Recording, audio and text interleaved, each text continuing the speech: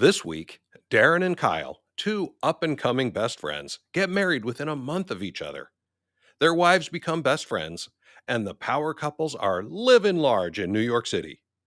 But these outwardly perfect marriages are just a facade for Darren and Kyle because they both have way too many hidden secrets, and the bro code, they take it way too seriously.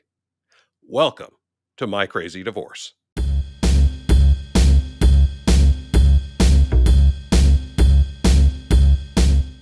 I'm a failure as a husband. I'm a failure as a man. It's just, I'm beautiful and I'm bright and I deserve better.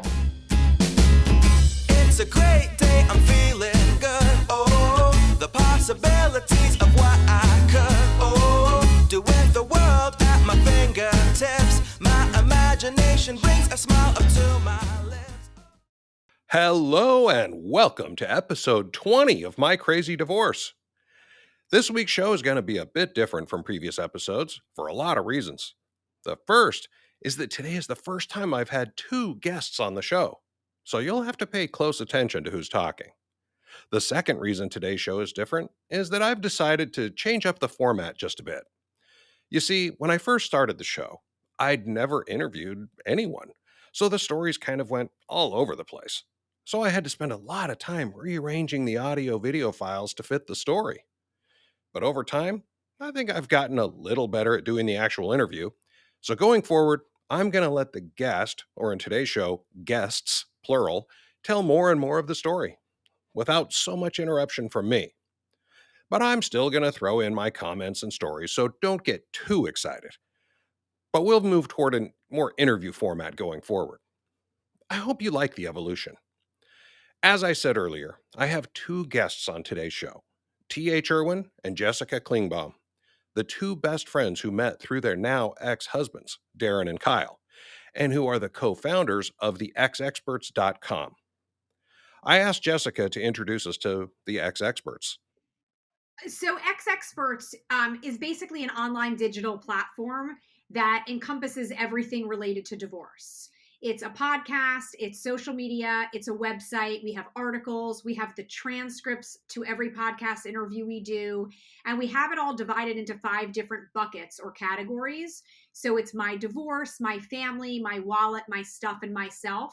So it's really easy to navigate. If you're interested in looking for legal information on what kind of a divorce you want or how to find the best lawyer or, should you mediate, you're going to find that in My Divorce. If it's what should I do about custody or co-parenting, that'll be in My Family. If you're worried about how you're going to budget, how you're going to support yourself and what you're going to do money-wise, that's going to be in My Wallet. So it's very easy to navigate, and we have vetted experts that we pre-interview and that we speak to ourselves that we know will be relevant to our community. We're not a paid directory. We're not just putting people out there and recommending experts, but this is a place to go where you are going to find qualified, quality divorce lawyers, custody experts, forensic accountants, divorce coaches, dating coaches, anything that goes along with divorce.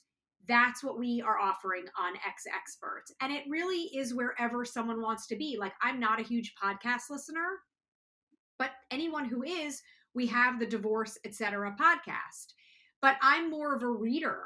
So every podcast episode also has an accompanying article on our website. So if you don't listen to podcasts, you're still able to get that information. You can print it, you can download it, you can share it, you can favorite it, whatever you want to do. So it's easily passed along to other people in your family or friends of yours or colleagues or people that you know that are also getting divorced. Our mission is to empower women going through divorce. We know how lonely and overwhelming and scary it can be, but we also know that it's so much better on the other side. And that's what we want to be able to offer other people. And that's what XExperts is all about. That's awesome. What a resource. I've included links in the show notes, and I can tell you, while they focus on supporting women, there's a lot of great info there for men too. Before we take this any further, I need to remind everyone that I'm not an attorney, and neither are my guests. So please do not take anything on this show as legal advice. We're just here to tell a story and have some fun. If you're in need of legal advice, contact a licensed attorney. And if you have a crazy divorce story and would like to sit down with me for a chat, visit mycrazydivorce.com and click on the Apply to be a Guest button. I'd really love to hear from you. All right, so let's get into the story. Both women grew up in New Jersey, Jessica in a suburb of Philadelphia and TH just south of New York City. Both come from solid upper middle class families with parents that are still happily married. Both of them are really, really funny, very driven, and highly educated. And I went to college at Brandeis University outside of Boston, and then I went to graduate school at NYU here in New York City. So I moved to New York City straight out of college. I went to Syracuse University and also loved it. Great friends. It was awesome. Like my life through college was great. Moved into New York with one of my friends from high school who happened to go to Brandeis actually with Jessica and Darren. And that's kind of where this next story begins. That's right. The story really begins at Brandeis University. I am so excited to get into it. I think we should start with how you guys met. I'll tell the story. Well, it'll be interesting coming from my side this time because she always gets to tell the story because I know she likes it so much. So I was very close with Darren, Jessica's first ex-husband. He went to Brandeis with her, and I would go visit him, and he would come visit me at Syracuse. So I went one Halloween with two friends, and Darren was having a party, so we went to the party. I have to be honest, would never have remembered this happening if Jessica hadn't said it happened, so I'm just going to believe her. She ran up to me at the party as I walked in, and this is college. We're drinking, we're partying, whatever, ahead of time. And this thing comes up into my space, like in my face. Oh my God, you're TH. Oh my God, I'm Darren's girlfriend, Jessica. And I was like, where's Darren? That's literally what she said. I said, and then I went and found Darren. And then there's her side of it is. My side of it is that I had heard a lot about TH. And it was the beginning of, it was Halloween. So we'd only been at school for like 2 months. So Darren and I were only dating for 2 months. So, but I'd heard a lot about TH and she was coming to the party and I ran over to her and I was really excited to meet her because she was his best friend from high school. And she was like, where's Darren? And I went up to Darren afterwards and I'm like, that's your best friend? What a bitch.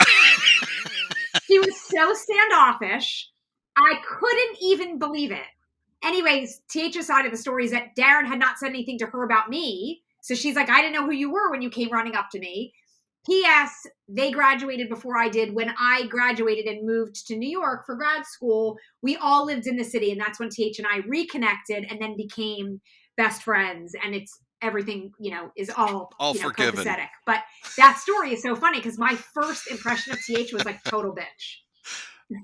I'm glad you got over it. That's right. Yeah, it wasn't intentional bitchiness. It was just like, Sure. I don't know who you are. You're in my face, and I'm here to find Darren. That's all. I was very simple. So Darren and I graduated. We both lived in the city separately, but lived in the city. Was working, whatever. And then I met my husband because I was set up on a date with his roommate. Oh.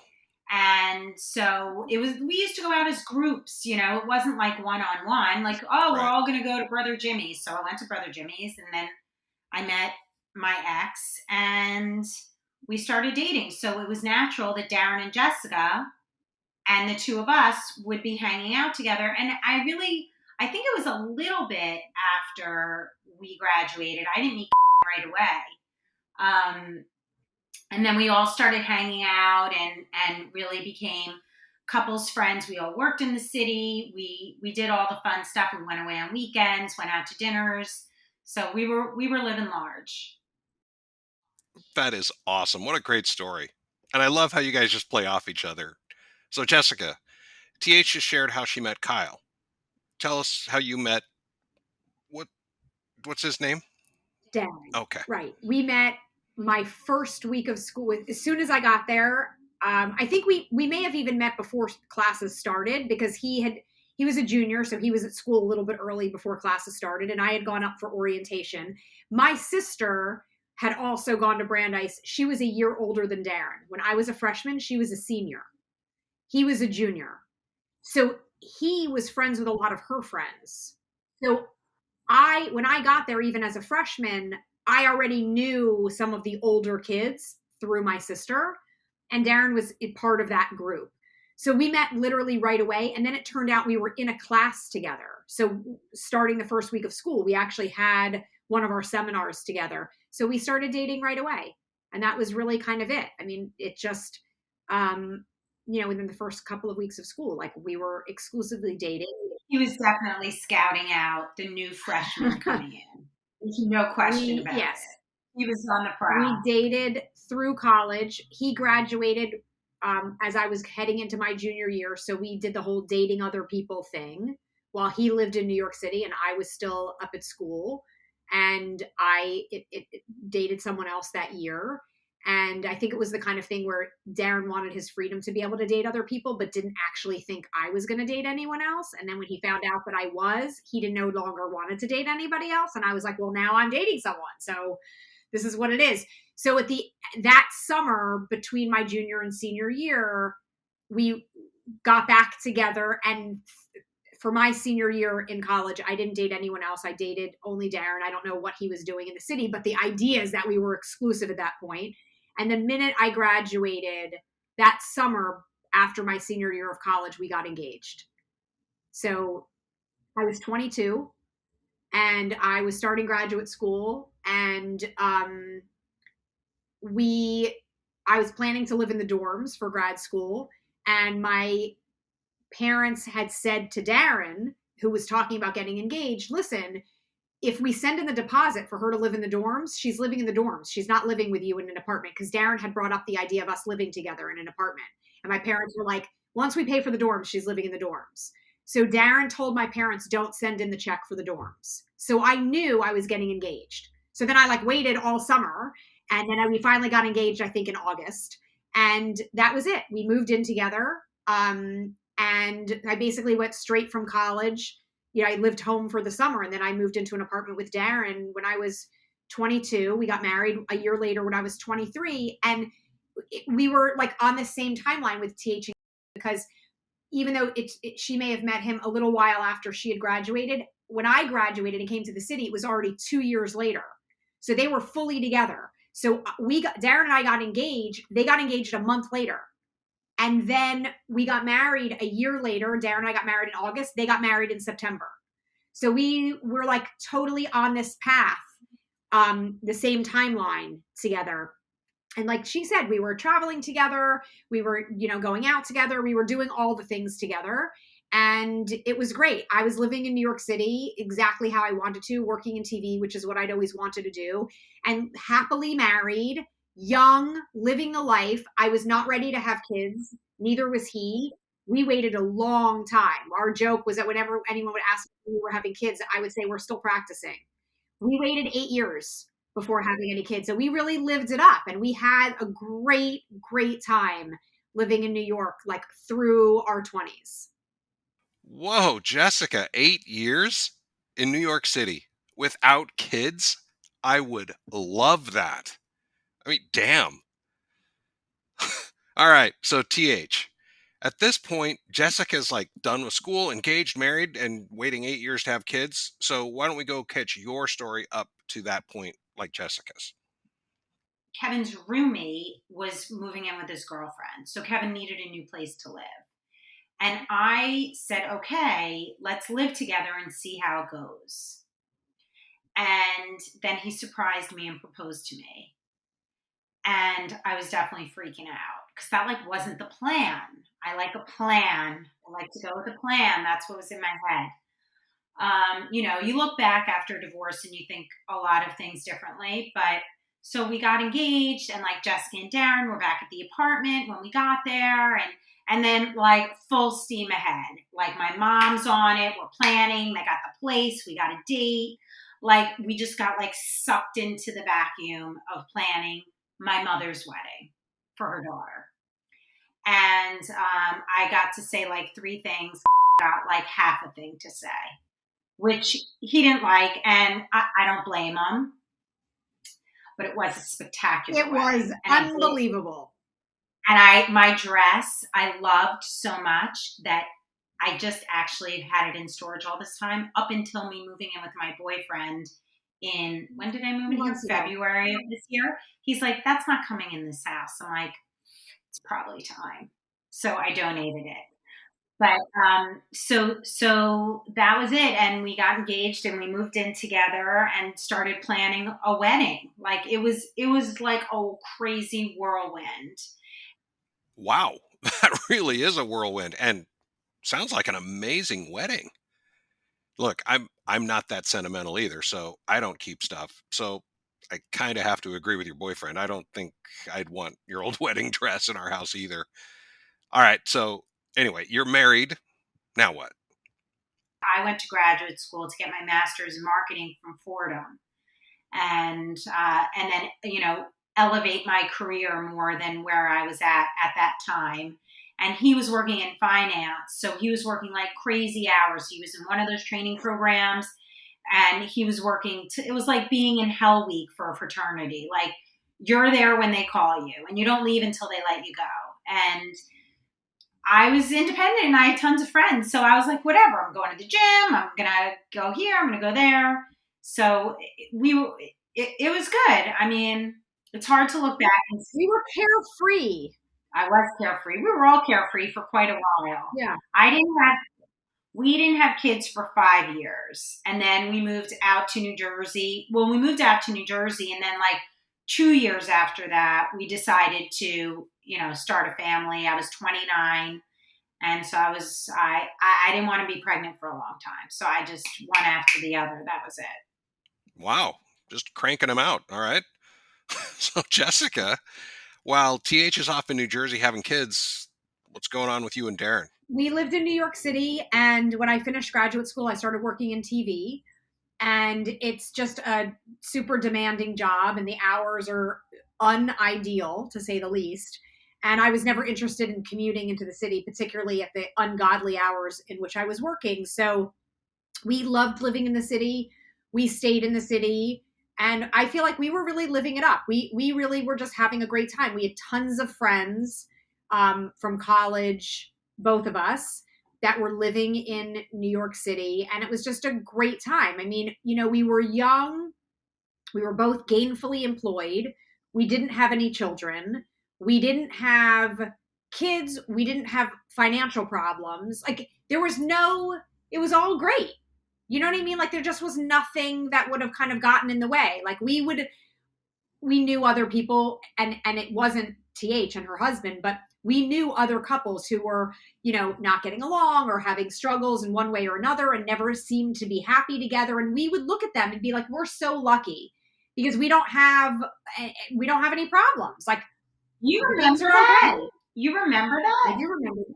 I remember Darren and I saying that to each other. Like we would laugh when we would go out and we would come back and we'd be like, can you believe how they treated each other or what they were arguing about? And it wasn't you guys because we didn't know what was going on. I think I know who it was.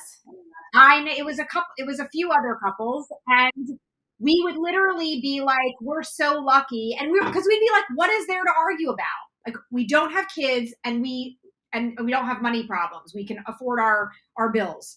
And we really worked very well together. Like I still feel like despite the end of my marriage with Darren, like I had a great marriage and we had a great run and we enjoyed the same things and we liked going out. Oh, that sounds like a great time.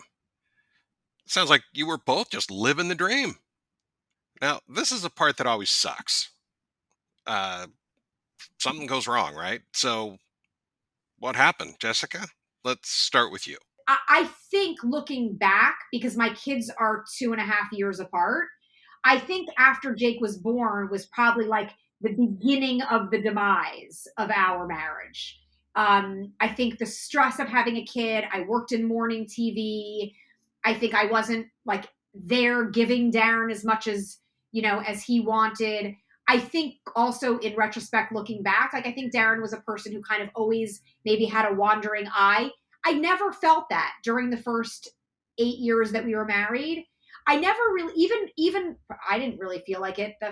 Even after Jake was born for a while, like we started bickering, and there definitely started to be some issues. But I wasn't at all thinking about the fact that he was possibly cheating. But I think that it was like a little bit in his personality from before. And I don't know how to explain it. Like, I guess ultimately it was like a slow progression of decline, but it wasn't like there was one thing where I'm like, oh my God, I remember that. It was really just after my daughter, when I was pregnant with my daughter, when I look back now and I try to really dissect it all, I think it's when I was pregnant with my daughter that I started feeling like I wasn't as happy as I had been before. Oh, that's rough.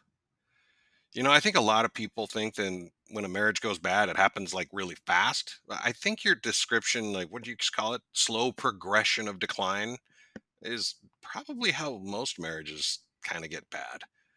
So, TH, what's going on in New Jersey?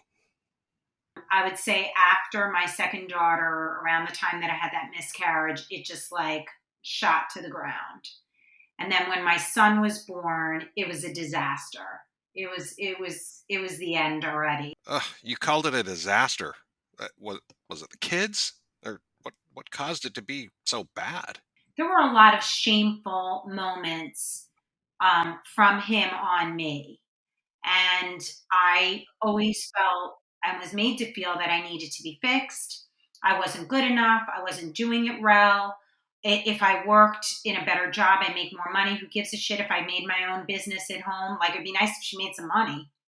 Just like always a sleight of hand, always a crude comment, never anything nice, ever, ever, ever. And I actually do remember doing charity work for Gilda's Club, and I helped them do a cookbook. And he came over and said he was proud of me. And I said, I do remember this. I go, I don't think you've ever told me you're proud of me in all the years I've known you, like ever. I've had a career. I've finished graduate school. I found a new career. I started a home business. Never, ever, ever said anything that wasn't going to put me down to make him feel better. So I was kind of like suffocating on myself.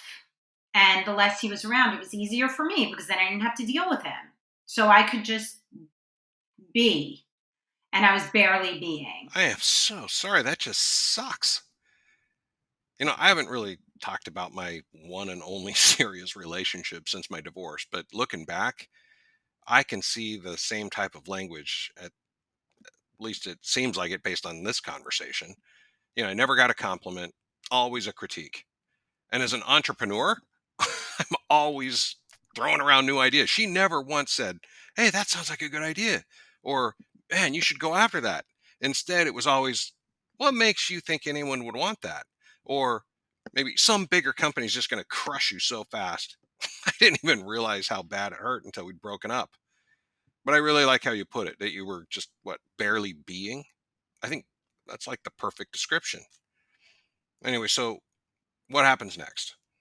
We sold our family home. We were building a home that I didn't want. Like I literally was like the rag doll that the little kid carries and drags in the airport. Like, that's what I was. We're going to sell the house. I don't really want to sell it. We're selling the house. We're going to build a huge house. I don't really want a huge house. We're building a huge house. I couldn't even find my voice. I couldn't tap into it. But they were living separate social lives without us. Mm-hmm. Wait, what? Separate social lives? Oh, so that's the best part. They were best friends also. And when we ultimately found out about the affairs, we found out within a week of each other that they were each having affairs, and that they were each other's cover for their affairs. So they would tell us, Darren would say, oh, Kevin and I are going on a boys' motorcycle trip to Costa Rica. And I was like, that sounds amazing. Have a great time. But really, they were taking their girlfriends to the Four Seasons in Costa Rica together. They would tell us they were going on guys' trips together with, theoretically, other guys. And really, they were vacationing with their girlfriends. The amount of lies. Yes. The amount of lies is gross. I mean, my ex claimed that he might have a brain tumor and that I should feel bad for him during all this time. And now, no wonder you have a headache. Holy shit. I mean, I've heard of the Yes. bro code, but that's just crazy. All right, you say you found out within a week of each other, which, by the way, that's incredible. So tell me about that. So yeah, I mean, I think that in retrospect, when I look back, it's after Jake was born that I was, we were maybe arguing more, and I was feeling less supported. Also, I mean, Darren is or was at the time very non-confrontational, and so if there were like snarky things that maybe his mom would say or whatever, like he just never stepped up and kind of supported me. He would always try to be the neutral ground. And so I feel like things were becoming more stressful, and those types of situations were happening. And he also was very social and would go out all the time, which was okay with me because I worked really early mornings and I had, a crazy high pressure job. And I was fine with him going out as much as he did, but it got, people started questioning it. Nobody was saying things to me directly, but some people would be like, wow, he's out all the time. Like, doesn't it bother you? And it really didn't. But when I look back, it didn't bother me because I feel like we were starting to not get along as well. And so it was easier for me if he was out, but nothing to the point where like I was ready to pull the plug or even thinking about divorce. Like I was just thinking that, okay, well, we've been married X number of years now, we have a kid, and this is what happens with marriage. Like this is just what it is, right? Like it just becomes rote to some degree, and that's sort of where we are. I still felt like we had a really good gig going. And then after my daughter was born, that I started having, Teach and I went away with our husbands on a trip to Italy. And that was kind of when like things started bubbling up, where there was like the possibility of an affair happening. And I really just wasn't willing, ready, or able to actually face it, and just kind of like pushed things aside and was going to just keep going on with my life because it wasn't like in my face. But again, like the progression of the decline continued until my daughter was almost 2. And I do remember a period of time thinking like I maybe wanted to have another kid, and like having a conscious thought in my head of like, I could either be a divorced mom of 3 or a married mom of 2. Like I remember thinking, I don't know that I don't know that I want to go on and have a 3rd kid. So, when my daughter was almost 2 was like the night that I got the phone call, which ended up being from the other woman. And she gave a whole story about a development that Darren was working on. And it sounded like a reasonable story. So I gave him the phone. I'm dating myself. This is when we had landlines, and she had called the landline, and I had given him the phone. But I hadn't told him what her conversation with me was. Not because I was hiding anything, but he had been in bed and I had answered the phone in the living room, and I basically just walked in and handed him the phone, and I was like, here, you have a phone call. And the phone call, the conversation that he proceeded to have with her was not at all what she had just told me that she needed to talk to him about.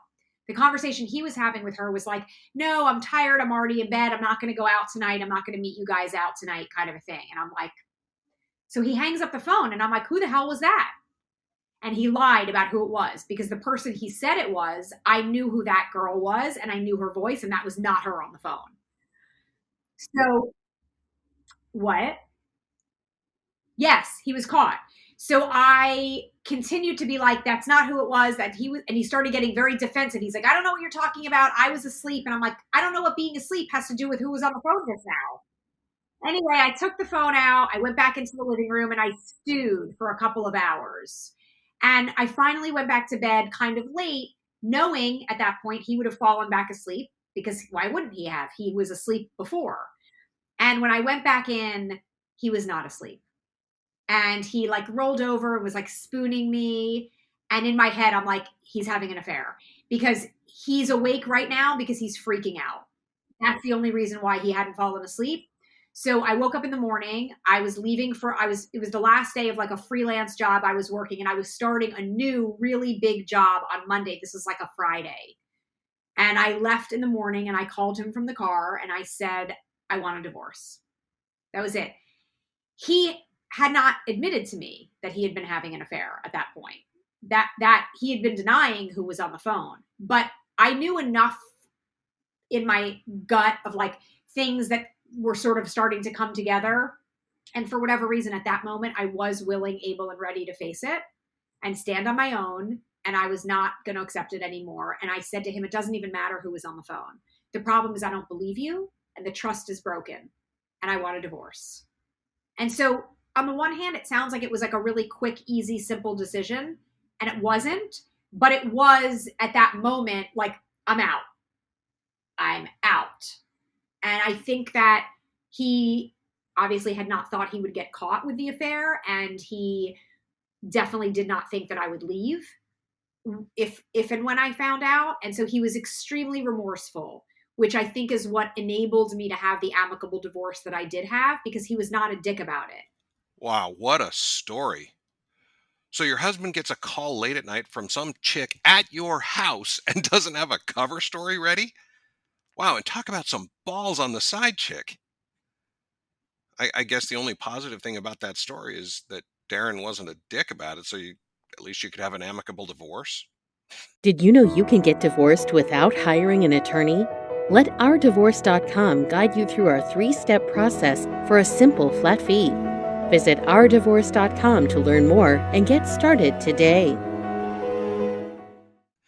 Well, TH, your turn. Mm-hmm. How did you find out about Kyle's affair?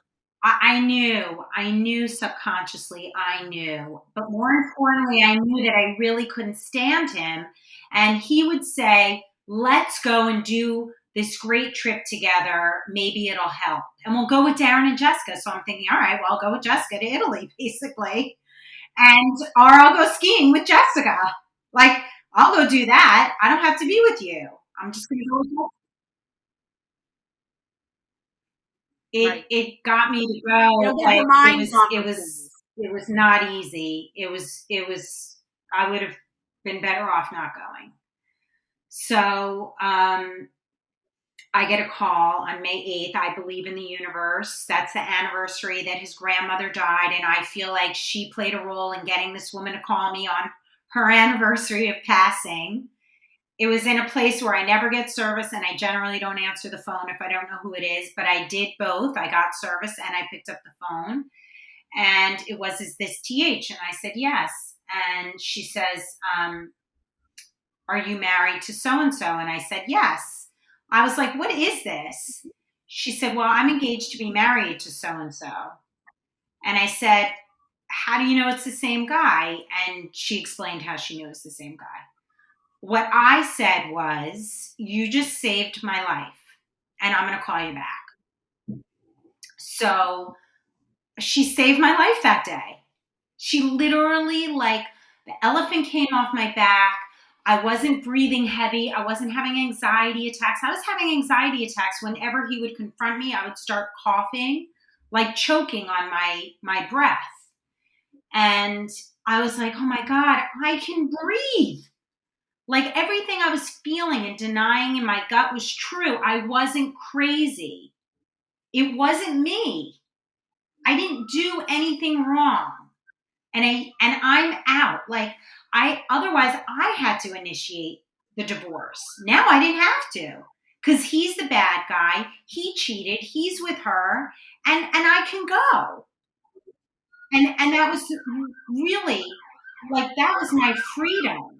That was just like, I every year on May 8th, I text the parents who helped me on that day, get my kids. My brother came up. My parents were on the other side of the world, which was great because I didn't need chirping on top of, I was finally finding my voice and my own thoughts. I didn't need other people's thoughts and voices. And it just, like, literally, his grandmother, like, set it all up so nicely for me. And it was the Thursday before Mother's Day. And I got my kids and I went to my brother's house.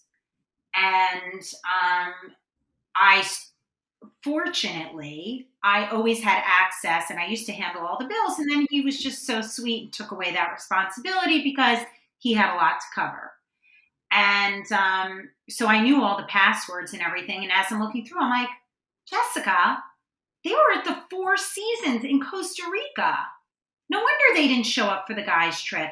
And I'm looking at all the hotel charges, all the everything.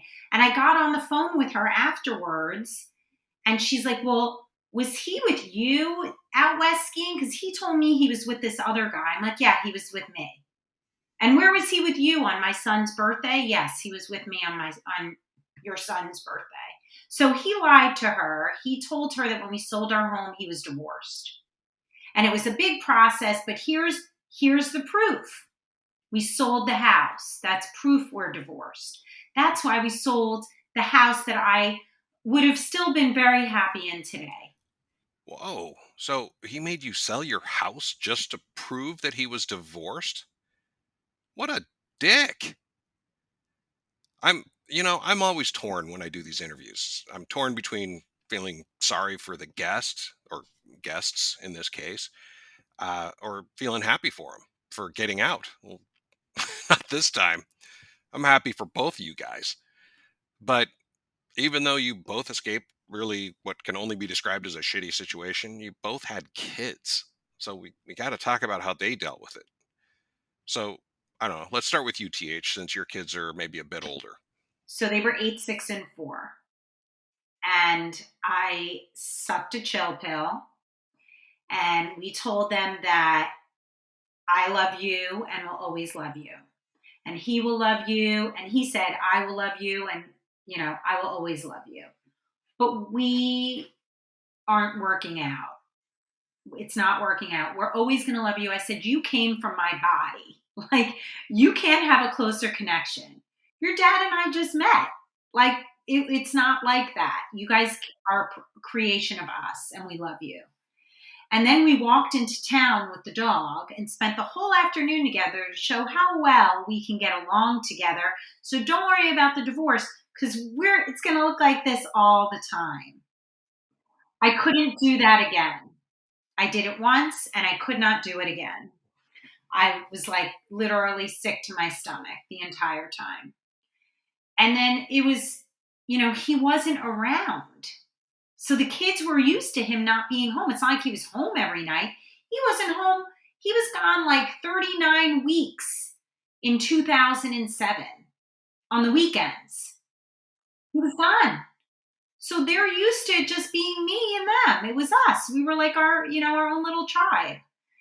And then he's showing up for stuff. And I'm kind of like, whoa, like I do this. This isn't. So we did set a schedule, and I kept thinking about the kids because I was free. So as much as I wanted to run for the border, I had 3 kids who didn't understand what was going on. I was always their rock. I'm still always their rock. And I didn't know what would be. And like each kid is individual. So even though we told them all the same story, they all dealt with it very differently. My oldest was having panic attacks at night. I took her to get an MRI because I didn't know if she had something in her brain. Like, I may as well make sure she's not sick. And then my younger daughter was okay. She's a big talker, so she could ask me anything. And my son was like 4.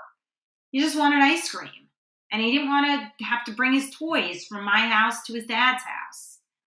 And the whole back and forth thing was definitely stressful for them. Yeah. The kids always have to live with our decisions, even though they had no say in the matter. I'm really sorry they suffered. All right, so Jessica, what about your kids? Super young. Yeah. The conversation that we had with my kids at ages 2 and 4 was my daughter sitting on a rocking chair and, a rocking horse, and my son like on the floor playing cars.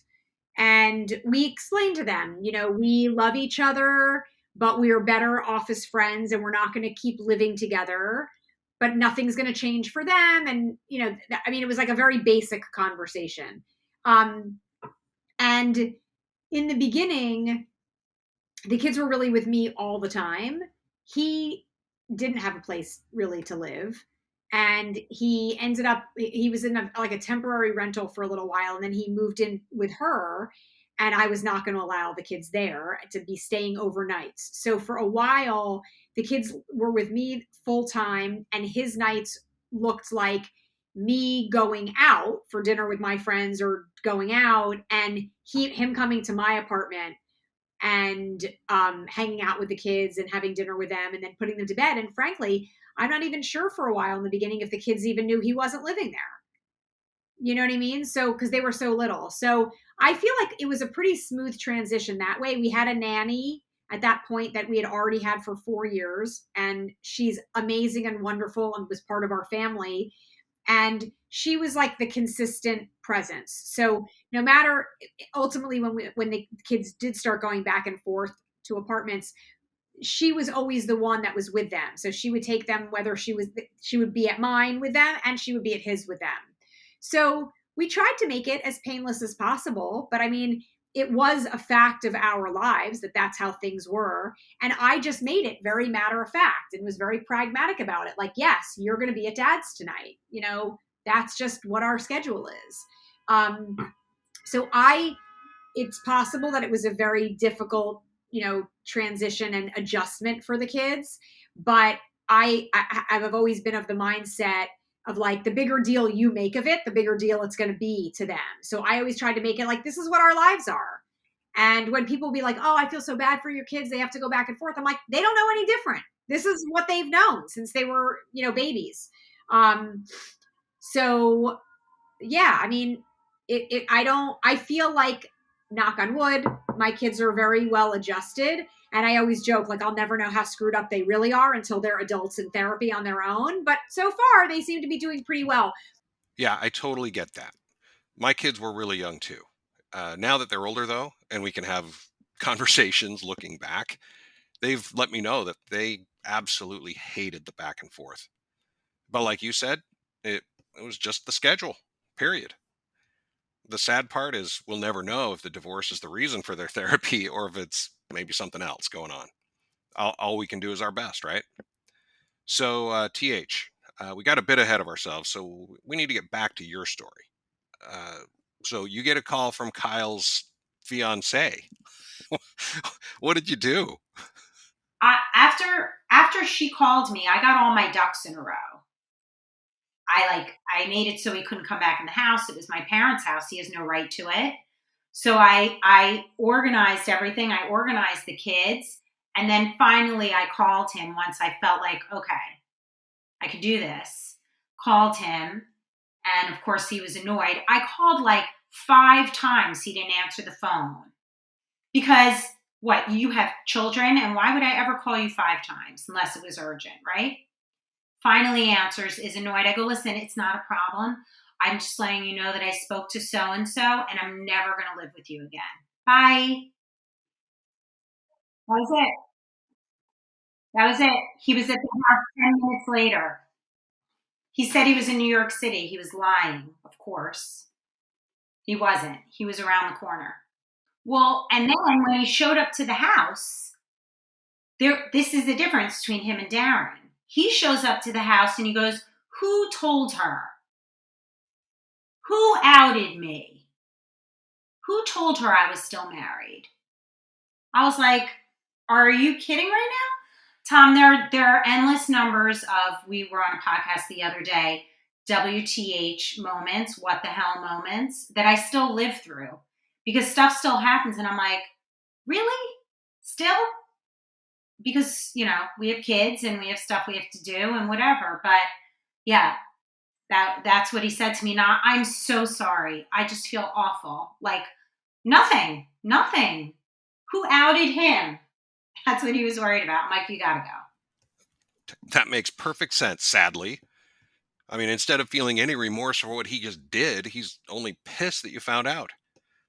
I mean, I say it makes sense because I caught my ex cheating when I found some really sexy lingerie while I was doing her laundry. And, like instead of apologizing or even acknowledging what was really happening, she said, you went through my things? Like that was the problem. Not that she'd been sleeping with a married coworker for 6 months, of course. All right. Yeah. All right. So you get the initial shock, you get Yeah. past that. You get your ducks in a row. Right. So let's get to your divorce story. So my divorce. So we met with our lawyers, and we walk in our first meeting, and he had already filed for divorce. And my attorney said, "We're done here." And we walked out. Now, looking back, had I known what I know now, I would have told her we're walking back in there and we're going to figure this out. I didn't know that because he filed, I was like, oh my God, we're going to court. That's what I thought it meant. Like there were no other options. But the truth is, I could have said, we're going to sit down. We're all here. I'm paying all of you and we're going to figure this out. And we didn't. And that was the theme and the tone of 4 years of divorce that I wanted. He was with somebody else, but it only takes one person to drag it off. It doesn't matter what I compromise to. It really doesn't. I was subject to every expert, employability experts, custody experts questioning me. He was gone for 4 years. You're questioning me and my parenting? He doesn't even know where they go to school. So it was very humbling. So as happy as I was to be divorced, the process was suffocating. 3 judges, 2 mediations, a panel of lawyers. I did everything on the whole menu of things that could happen to me. And then we are preparing for trial. He settled that morning, preparing for trial outside the door. But all the money had been spent preparing for trial. Isn't that just perfect? I mean, at least for the attorneys. I mean, they got paid to go to trial, but didn't end up actually going to trial. It's the perfect scam. Also, I think he was trying to spend a lot of money so that he didn't have a lot of money to have to No, give he changed the job. He changed his job right at the beginning. All of a sudden, he's in a new job that makes a quarter of the salary. Now, I am okay, lean and mean. I am not a big spender like that. He is a big spender. So I was like, there is no way that he is taking a pay cut like this voluntarily. Something else is going on. This isn't the lifestyle that he's planning to lead. And then we uncovered other things. And he was hiding a lot of stuff that was trying to be hidden. And in the end, it paid for my kids' college education. What a dick. Hiding money in a divorce, it's just petty. And I know these guys think they're being all sly, but they either don't realize it or don't care that they're hurting their own children. It sucks. So anyway, so we already know Jessica's divorce was pretty simple and that, yours really wasn't. So I got to ask, how much did you spend on your divorce? I'm not going to tell you. I'm just going to tell you it was 4 years preparing for trial. And out of respect, like for my parents who were very supportive and everything, it's a shameful amount of money. And even if it were half that amount, it's a shameful amount of money. And it's sickening is how much money it was. It was just whatever amounts in any of your heads that would make you sick, that was it. It was 4 years of paying lawyers for every single second of every day, including weekends. And back then, everybody, we were sitting in a courthouse for hours waiting to be heard, not doing shit except staring at my lawyer and she's bullshitting with my dad. Like, yep, that's what happens when attorneys are involved, right? I mean, they're going to get paid no matter what, and it doesn't really matter who wins, really. And I totally respect that you're not going to give me a dollar figure, although I'd really like it. Anyway, I'm just kidding. One of our previous guests on the show, I think it was Kennedy Bell, he pointed something out to me that made total sense. So it's when your case is over and you're home trying to rebuild your life, take care of your kids, your attorney's gone on to work on another case. And that new case may be against your ex's same attorney. And it might even be in front of the same judge. I mean, they work with those same people every single day. So they have to kind of play nice. They always have to hold back. Anyway, speaking of rebuilding your life, TH, now that the dust has settled a bit, how's your kids' relationship with Kyle? it's complicated. it's complicated with my kids. Their relationship with their dad is not easy. And yeah, it's just, at different ages as they grow up, as anybody, you have new issues in that age range or at that time or whatever you're doing in your life. And it's very interesting because my daughter is graduating college and we are all going out to dinner, including my parents and my ex and his wife and their 5-year-old. And my kids are freaking out. They do not want that to happen. They don't like us all together. They know we don't like each other, and they would rather have done it separately. Like they would rather have 2 separate occasions than one stressful one with everyone together. It's not fun for them, everyone together. And then my son's graduating too. Because there's only so much time. Like she's graduating during the day and then there's one plate, then there's one time to go out. And I said to her, we can go out with you Friday night. Your dad can go out with you Saturday night. And she goes, no, I'm just going to do it. But I just want you to know I hate it. Yeah, I know. Sometimes you just have to put on the game face for your kids. It sucks. But someday, they'll see that you're doing your best in a shitty situation. All right, guys. You've both been through the ringer. I mean, not only did your husbands both totally cheat on you, but then they covered for each other, which makes them both assholes in my book. But despite all that, you've both come out stronger on the other side.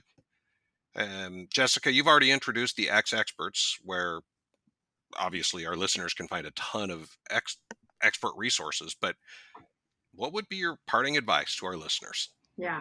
I would say 2 quick things. I mean, one is, and I laugh when I say it, but it really is true. Karma is only a bitch if you are. I feel like take the high road, because in the grand scheme of things, I understand that when getting divorced, there's a lot of anger and resentment and negativity. We're humans. It's human nature. But at the end of the day, if one is not a narcissist, and if possible, if you're able to have somewhat of an amicable relationship, it really does make life easier for you and for your kids if you have kids. I mean, I will say, I have been able to be lucky enough where if I'm going away on a trip or if I have a something that I have to commit to, we're very flex with the kids' schedules and things like that. And I know people that are in situations where it is unwavering. There's no flexibility. That person is never going to be able to help you out. They're never going to take the kids on a day that's not theirs. It's just people, I think, don't always have the foresight of why it actually will help you yourself in the end to be able to just extend an olive branch every now and then. So I would say that whatever can be done to try to make it easier on yourself and your kids, I would try to go that route. Wow. Thanks, Jessica. That is excellent advice. All right. TH, what do you want to say to these listeners? My biggest lesson in all of this is I do take responsibility in my relationship with my ex-husband. And I know that if I didn't take responsibility for allowing someone to treat me like shit, that I would be circling around in my head that it's my fault, I need to get fixed, I got to go here, I got to go there, I'm never going to be good enough. So really dealing with your own insecurities is critical to your growth. And a therapist helped me get there. So it's someone with an objective point of view. That is the money best well spent. Make sure it's somebody that works for you. That is my number one piece of advice. You won't be alone. XExperts is here. Tom is here.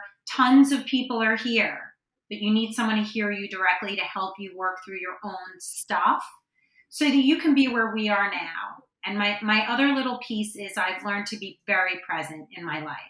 I am not going to just exist in my life as I did for at least the last 4 years of my marriage. I am going back to that girl who is going out, and if there's a concert or something going on, I am there. I'm not wasting a single minute of it. Seriously, guys, I can't thank you enough for taking the time to share your stories and for creating such a great resource for our listeners. Remember, everyone, check out XExperts.com, EXExperts.com, to see what these guys are up to. Wow. I love it when people turn their personal tragedies into something that helps others. Maybe because I like to think I did the same thing when I started ourdivorce.com. Of course, I started ourdivorce.com to make money. But what I really love is the fact that ourdivorce.com is helping so many divorcing couples have divorces more like Jessica's than like TH's. That's because ourdivorce.com's customers are not only saving money on their divorce, they're also saving time so they can focus that time and money on their children. And children always bear the brunt of the pain from a divorce. So if you're considering a divorce, go to ourdivorce.com to get your paperwork started. If you liked that story, please take 5 seconds to give us a 5-star rating on whatever platform you're listening to right now. That really helps a lot.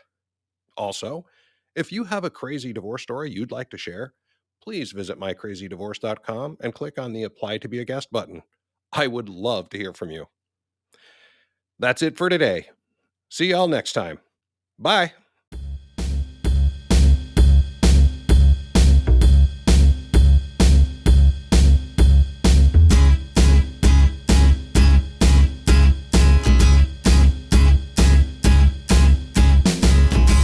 It's a great day, I'm feeling good. Oh, the possibilities of what I could do with the world at my fingertips. My imagination brings a smile.